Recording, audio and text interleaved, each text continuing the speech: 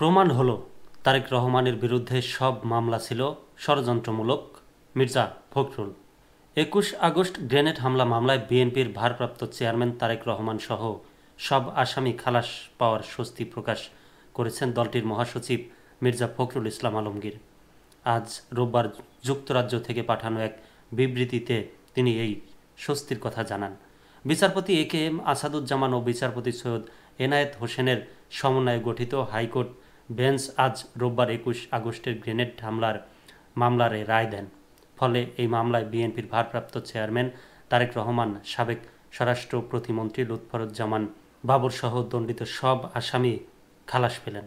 এ বিষয়ে স্বস্তি প্রকাশ করে মির্জা ফখরুল আজ বলেন, এই রায়ে প্রমাণ হলো আওয়ামী ফ্যাসিবাদী সরকার রাজনৈতিক উদ্দেশ্য প্রণোদিত হয়ে এই মামলাতে তারেক রহমানকে অভিযুক্ত করেছিল।